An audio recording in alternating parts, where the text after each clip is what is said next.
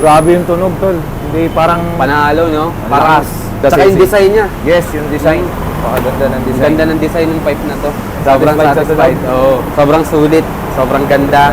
10 out of 10.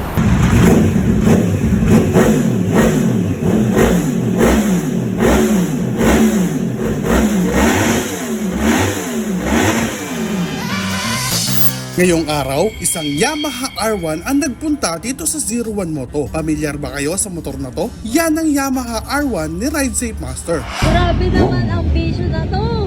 Wow, saya niya guys. Meron tayong misyon para sa motor na to at yun ay ang gawin itong isang ganap na kontrabida. Hi, Ride Safe Master nga pala. Nandito ako ngayon sa 01 Moto Paranaque para magpakabit ng bagong tambutso dito kay Yaku, ang ating R1. Itong V-Lane Muffler Conqueror. Angas, oh. Kasi masyadong maliit yung nakakabit kay Yaku ngayon eh. Mas maganda sana kung medyo mas malaki. Mas brusko tignan. Dual to, dual. Ayan, papakita natin dito mamaya yung finished product. Siyempre, gawang 01 Moto. Quality. In-expect ko, hindi to masyadong maingay. Mas neighbor friendly. Ayan, kinakalas na ni Kuya yung luma natin. Ayan, masyadong maiksi. Kung nakikita nyo, ayan, syempre, maingay talaga yan. Tsaka aftermarket lang.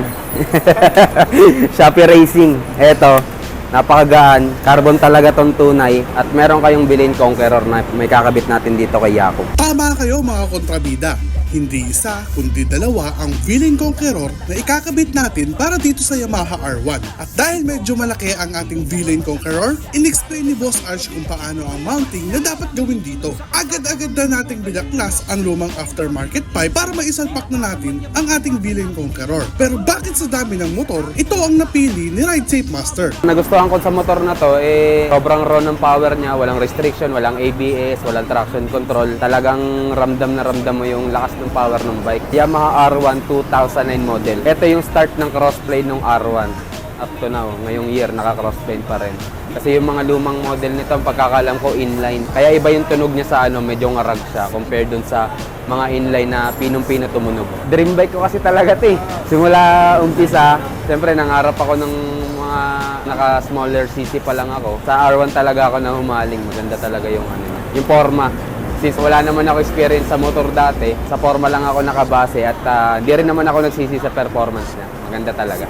At kung naikabit na ang ating V-Lane Conqueror, tumatama ang fender sa tambucho na agad nating nasolusyonan. Dahil dito sa kuta ng mga kontrabida, we don't die, we modify. Pinalitan natin yung kanyang canister bike. V-Lane Conqueror. Dual pipe to. Carbon Lodi. Ayun, nakabit na yung canister ni Ride Safe Master.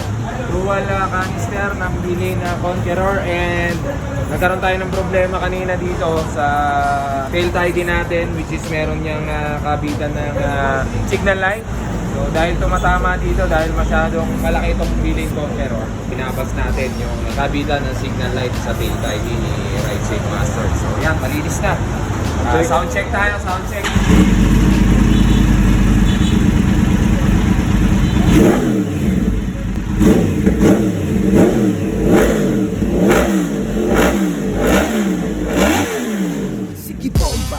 Yun, syempre, gusto ko yung forma niya. Mas lumaki, nagmukhang bumagay talaga sa R1 kasi mas bagay talaga, mas malapad na di ba? Kasi Actually, seat bike naging siya. proportion din yung laki. Kasi masyadong maliit yung una. Tsaka yung tunog niya, Grabe yung tunog, tol.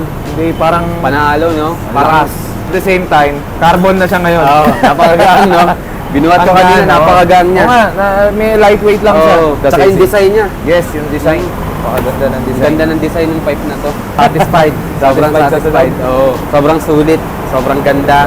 10 out of 10. Actually, yung sukat ng canister, Oo. haba nung bend nitong tail mo, Oo. underneath mo, saktong-sakto eh. Kasi yung isa nakakabit parang hanggang dito lang eh. Oo, medyo short siya. Oo, So masyadong nakikita tong part na to. Bumagay yung forma ng tip since brusco siya. Ayan. Tsaka may mga carbon parts tayo. Oo. Ayan. Bumagay dito sa Bumagay carbon yung na bilhin carbon. Conqueror natin.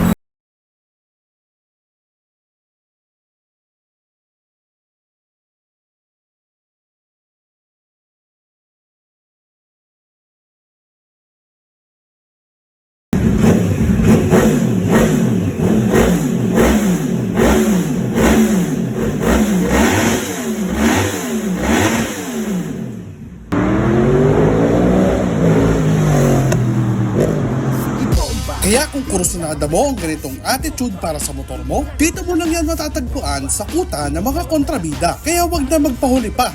Tanggalin na ang kaba at maging isang kontrabida. Bomba, Pinay lang ang malakas, sige bomba. Pinay lang ang malakas, kahit para lang sa kontrabida, ito palabas. Sige